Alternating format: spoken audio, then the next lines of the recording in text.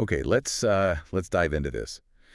We're often told, that comfort is the goal. Right. The end game. Exactly. It's what we're supposed to work for. It feels like stability, maybe even success. But, well, what if that whole idea is fundamentally flawed? What if it misunderstands how we actually operate?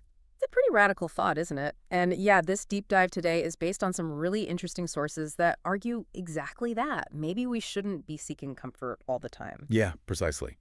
We're looking closely at insights from a chapter called Why You Shouldn't Seek Comfort. It's from the book 101 Essays That Will Change the Way You Think. Mm-hmm.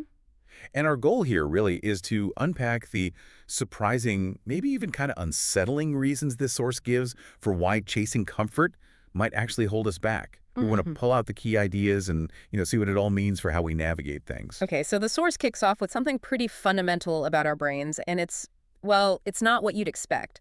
It suggests your brain doesn't really distinguish between good and bad in the way we think it does. What it gets, apparently, is comfortable versus uncomfortable. That's the primary filter. Whoa, okay. That's pretty mind-bending when you think about it. So it's not making a moral judgment or even a logical one. Not fundamentally, no. It's judging based on what's familiar, what requires less effort, basically. The source gives some, strong examples, like why someone might rationalize harmful actions because that reality feels comfortable or known to them. Right. Or on a much less extreme level, why we stick with habits we know aren't great for us, but, well, they just feel easier in the moment. Exactly. What feels comfortable gets labeled good or safe by this basic brain wiring. It doesn't matter so much about the long-term results, like an old survival instinct. The known path was usually safer. Okay, I see. And this brain thing, it leads right into the next point the source makes, doesn't it? Hmm. Building on that familiarity idea. You don't necessarily want what's objectively best. You want what you've already known. Yeah. This is like a really crucial insight, according to the source. We're essentially, well, we're not great at predicting or even really wanting something that's totally outside our past experience. So instead of aiming for something truly different, maybe radically better, a totally new kind of life or job, we often just shoot for what? The best version of what we already know. That's the idea. You might change jobs but look for the same kind of workplace vibe, or end a relationship but then kind of fall into similar patterns next time. Yeah, I've seen that happen. Even if the old way had problems, had pain, Hmm. the brain still sees the familiarity of it all as safer than stepping into the complete unknown. That's the argument. The familiar discomfort feels safer than the unknown potential, even if that potential is positive. Which helps explain something else the source brings up next, why so many people feel stuck. Hmm. The reason, it argues, is because that familiar discomfort, it feels pretty much the same to the brain as actual comfort. Oh man, that one hits hard. Because you see it all the time, right? People staying in jobs they hate or relationships that clearly aren't working. Or just, living somewhere they've outgrown. They know intellectually a change might be better, but the discomfort of the unknown that comes with changing, it feels like a bigger threat than the misery they already know. The known misery is predictable. It is. And because it's predictable, the brain says, okay, this is safe. Or at least, safer than jumping into total uncertainty. It's a really deep point about why we resist change so much. It's not just laziness. It's this deep bias towards the known, driven by comfort. And speaking of safety, the source then challenges another big assumption we make when we seek comfort, which is, The idea that there's even such a thing as real, lasting security in the first place. oh, okay, getting a bit existential here. Yeah, a little bit. I mean, it just reminds us that life, the world, it's all constantly changing, right? Nothing stays the same. Our bodies change, relationships change or end, jobs come and go, money fluctuates. And we try to build these fortresses of comfort and security against all that change. Like we're trying to create something static and permanent. Exactly. The perfect secure job forever, the guaranteed financial cushion, the relationship locked in for eternity, instead of maybe just accepting that things are dynamic and always shifting, including ourselves. And the source suggests that trying to build that fortress, it's not just pointless because things change anyway. It actually gets in the way of the one thing that does make life richer: growth. Point 5 is super clear. The only way you grow is by stepping into the unknown. Right, you hear echoes of that, like needing a breakdown before a breakthrough. Sometimes life throws things at us, challenges or opportunities that are actually pushing us towards something better, something bigger than we knew before. But because it's outside our comfort zone, the process feels like a crisis, like falling apart. Instead of maybe just expanding. Precisely. Growth, learning new things, becoming more resilient. It all happens when we're challenged, when we're a bit uncomfortable navigating something new. If you only stick to what's comfortable, what you already know, well, by definition, you're limiting your chances to evolve. And this leads to a point that feels like the practical consequence of all this.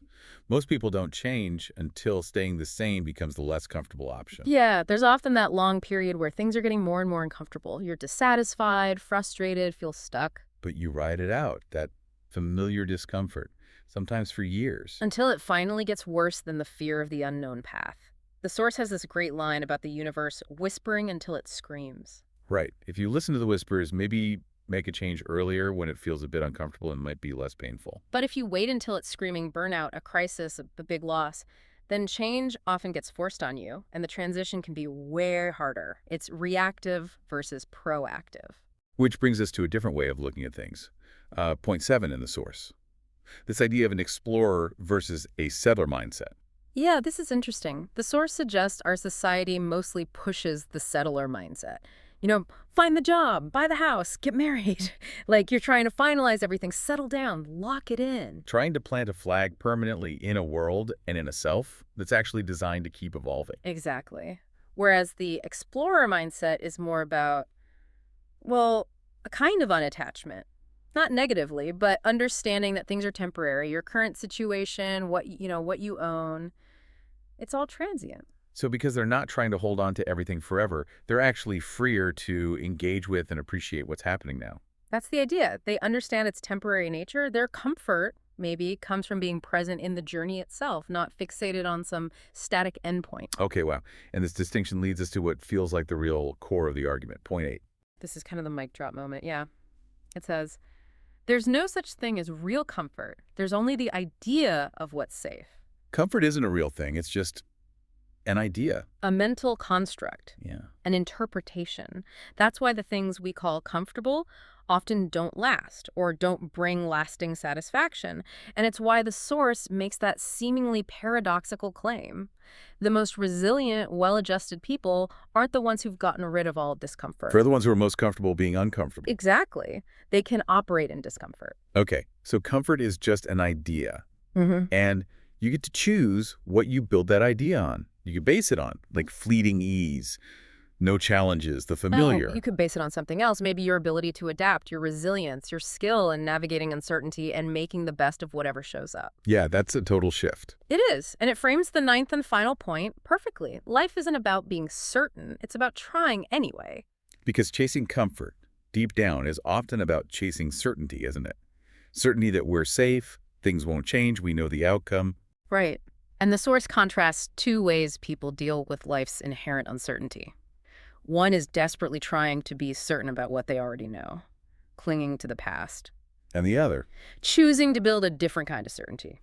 The certainty that they will handle whatever happens, that they'll make the best of it no matter the outcome. And it's pretty clear which approach leads to a more expansive life, I guess.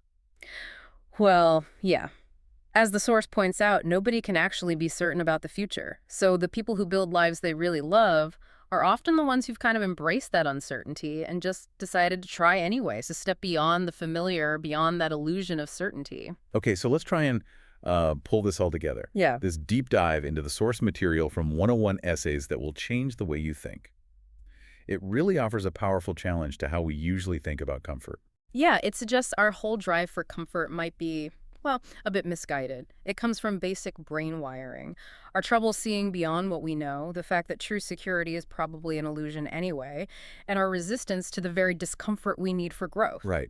The source basically argues that chasing comfort based on the past just keeps us stuck. Well, real growth, resilience, a fuller life, that comes from engaging with the unknown, with the uncomfortable. And understanding these points, it's not just, an interesting theory. You could actually change how you see your own reluctance to change, how you define safety, even what it means to grow and expand your own life. It might make you question what you've really been aiming for. So if comfort is really just an idea, like this source material argues so strongly, an idea rooted in the past, in the familiar, Then what new ideas about comfort, or maybe more accurately, what new ideas about embracing discomfort, about uncertainty, about stepping into the unknown, what might those ideas unlock for you? What kind of different future could that open up? That's really the provocative thought this leaves us mulling over.